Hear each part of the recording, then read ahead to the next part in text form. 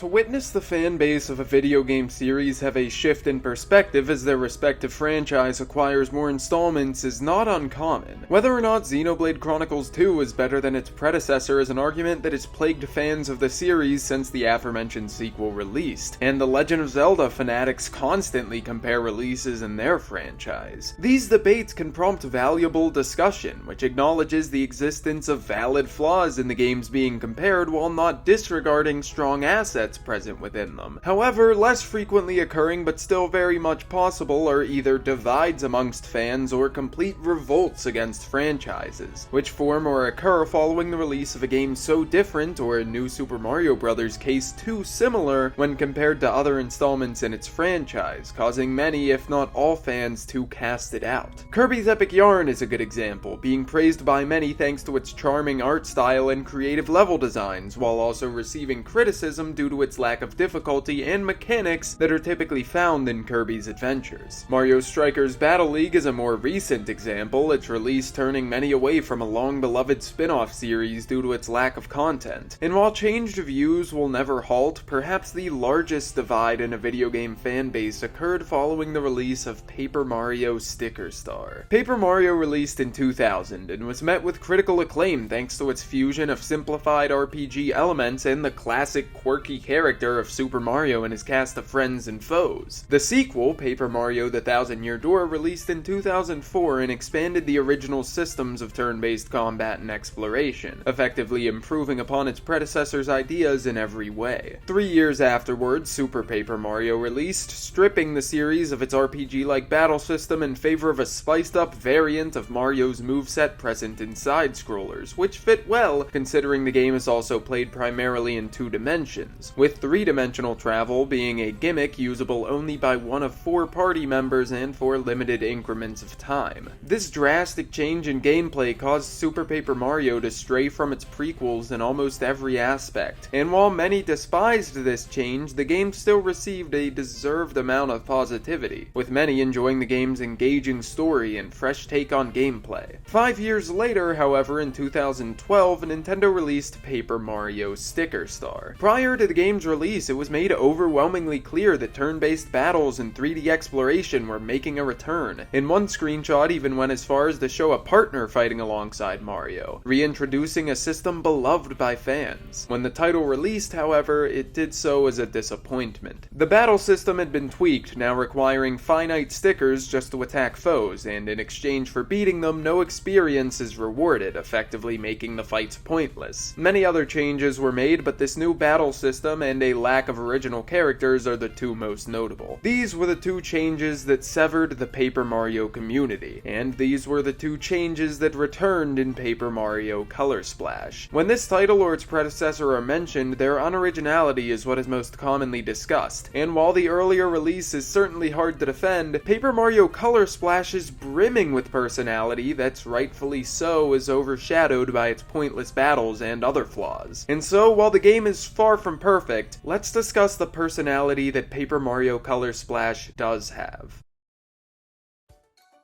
As mentioned, one of the 2 major complaints regarding recent installments in the Paper Mario series is that they have a lack of originality in character design, and this argument does hold up well, as, save for Huey, the closest thing to an original character present in this title is a Toad that dons an oversized white glove as a hat. The lack of original designs is indeed a very unfortunate shortcoming present in this game, but what its many characters lack in unique appearances, they make up for in difficult-to-forget personalities.